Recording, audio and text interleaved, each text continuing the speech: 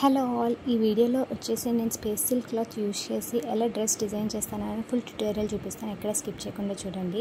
దీనికోసం ఫ్యాబ్రిక్ని 4 foldings fold చేస్తున్నాను. పైనుంచి ½ ఇంచ్ ఖర్చుల కోసం లీవ్ చేస్తున్నాను. యోక్ పార్ట్ లెంత్ వచ్చేసి నేను 12.5 ఇంచెస్ తీసుకుంటున్నాను. అండ్ దానికి 1 ఇంచ్ అనేది ఖర్చుల కోసం అనేది యాడ్ చేస్తున్నాను. సో టోటల్ షోల్డర్ వచ్చేసి 5 ఇంచెస్ తీసుకుంటున్నాను. అందులో 2.5 ఇంచెస్ అనేది నెక్ విడ్త్ అండ్ 3 ఇంచెస్ అనేది షోల్డర్ తీసుకుంటున్నాను. ఆర్మ్ డౌన్ వచ్చేసి 5.5 ఇంచెస్ తీసుకుంటున్నాను. అండ్ ఫ్రంట్ నెక్ డీప్ వచ్చేసి 4 ఇంచెస్ తీసుకుంటున్నాను.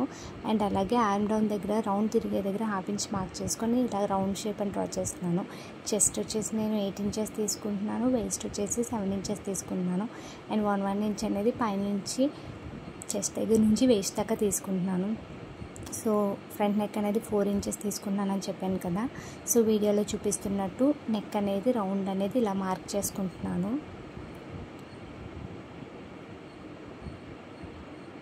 సో ఇది ఫ్రంట్ నెక్ అండి, ఫ్రంట్ యోక్ పార్ట్ అండి. సో ఎలా అయితే మార్క్ చేసుకుని నేను అలా అయితే కట్ చేసుకుంటున్నాను. ఇలా కట్ చేసుకున్న తర్వాత ఇప్పుడు నేను బ్యాక్ నెక్ అనేది మార్క్ చేస్తున్నాను. దీనికోసం నేను 6.5 ఇంచెస్ అనేది బ్యాక్ నెక్ డ్రా చేస్తున్నాను. సో అందులోనే నేను రౌండ్ నెక్ అనేది డ్రా చేస్తున్నాను వీడియోలో చూపిస్తున్నట్టు.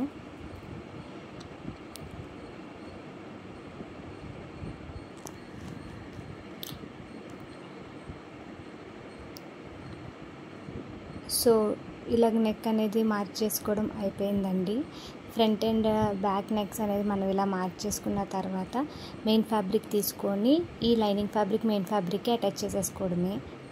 సో ఇప్పుడు నేను బాటమ్ ఎలా కట్ చేసుకోవాలి చూపిస్తాను. ఫ్యాబ్రిక్ని మనం ఏంటంటే కోన్ షేప్లో ఫోల్డ్ చేసుకోవాలి. ఫోల్డ్ చేసుకున్న తర్వాత యోక్ పార్ట్ ఉంటుంది కదా, దాన్ని ఏంటంటే 2 ఫోల్డింగ్స్లో ఫోల్డ్ చేసి వీడియోలో చూపిస్తున్నట్టు వేస్ట్ అనేది మార్క్ చేసుకోవాలి.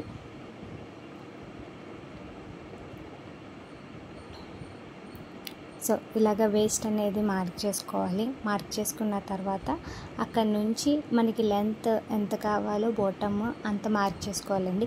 నేను ఇక్కడ వచ్చేసి 30 ఇంచెస్ అనేది మార్క్ చేస్తున్నాను.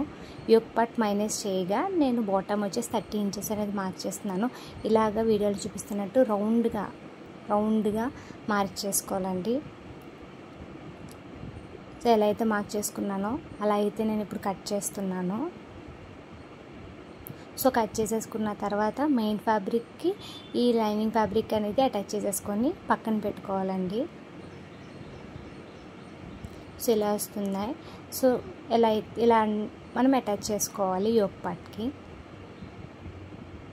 సో ఇప్పుడు యోక్ పార్ట్స్ అనేవి లైనింగ్ మెయిన్ అటాచ్ చేసిన తర్వాత షోల్డర్స్ అనేది వీడియోలో చూపిస్తున్నట్టు అటాచ్ చేసుకోవాలి. షోల్డర్స్ కూడా అటాచ్ చేసేసుకున్న తర్వాత సో వీడియోలో చూపిస్తున్నట్టు ఇలాగ బాటమ్ అనేది అటాచ్ చేసేసుకోవడమే. ఇప్పుడు హ్యాండ్స్ అనేది నేను రౌండ్ వచ్చేసి కిందన ఫుల్ హ్యాండ్స్ వచ్చేసి కిందన కుచ్చులు అనేవి వస్తాయి. సో అది ఎలా కట్ చేసుకోవాలో చూపిస్తాను. ఇలాగేంటంటే కోన్ ఫోల్డ్ చేసుకోవాలి. ఫోల్డ్ చేసుకున్న తర్వాత నా హ్యాండ్ లూజ్ వచ్చేసి 11 ఇంచెస్ మార్క్ చేసుకొని ఫోల్డెడ్ సైడ్ నుంచి 1 ఇంచ్ మార్క్స్ చేసుకొని పైనుంచి అంటే 2.5 ఇంచెస్ మార్క్ చేసుకోవాలి. సో నాకు టోటల్ హ్యాండ్ లెంత్ వచ్చేసి 20 ఇంచెస్. సో 20 ఇంచెస్ మార్క్ చేసుకొని అక్కడ నాకు లూజ్ వచ్చేసి 3 ఇంచెస్ వచ్చింది. సో ఇక్కడ లూజ్ 11 అని చెప్పాను కదా, అది ఖర్చులతో కలిపి చెప్పాను. మామూలుగా అయితే నాకు 8 ఇంచెస్. అక్కడ నుంచి అక్కడ వీడియోలో చూపిస్తున్నట్టు ఇలా మార్క్ చేసుకోవాలి.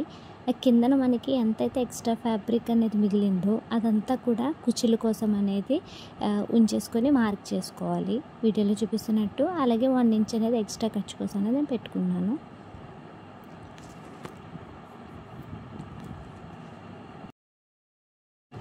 సో చెప్పాను కదా, ఇలా మార్క్ చేసుకున్న తర్వాత హ్యాండ్స్ కూడా అటాచ్ చేసేసుకోవాలి. హ్యాండ్స్ అటాచ్ చేసుకుంటే డ్రెస్ డిజైనింగ్ అయిపోయిందండి.